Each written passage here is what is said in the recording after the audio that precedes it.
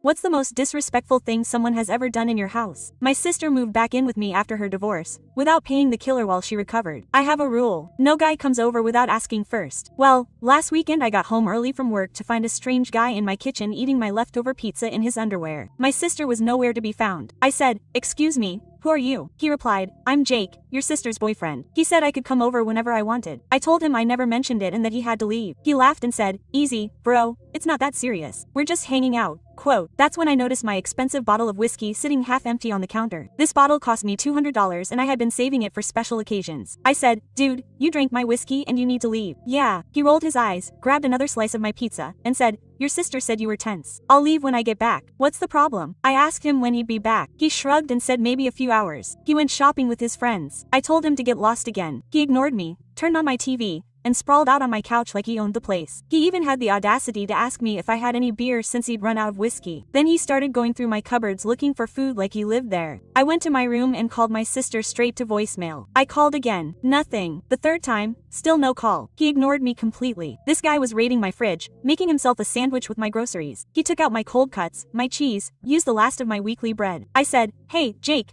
I don't know you. My sister's not here, and you shouldn't be here. Please leave or I'll call the police." Quote, he laughed and said, "Go ahead and call them. What are you going to do? Your sister gave me permission and she lives here too." Quote, I noticed he had also eaten the last night's Chinese takeout. Then he asked me if I had dessert because he was still hungry. I was watching this complete stranger eat my food in my own kitchen. I told him once again to get lost. He actually had the nerve to say, "Dude, you really need to relax. Your sister and I practically live together. You better get used to seeing me around here." Quote, that's when I saw him looking through my mail on the kitchen counter. My personal mail, bills, bank statements, casually going through everything. I asked him what he was doing and he said, "I just wanted to see if your sister had received any packages. She's expecting something." Quote, so I did exactly what he was told. I called 911 and told the operator that there was an intruder in my home who refused to leave after I asked him to do so several times. Jake continued eating and watching TV, completely unconcerned with my call. In fact, he said to me, "Are you really going to call the police? How pathetic. They're going to laugh at you when they get here." He turned up the volume on my TV and put his dirty feet up on my coffee table while we waited. He just felt right at home. 10 minutes later there was a loud knock on my door. 2 officers were asking about a trespassing report. Jake's face went white when he saw the officers at my window. He suddenly lost all confidence. The officers asked for his ID.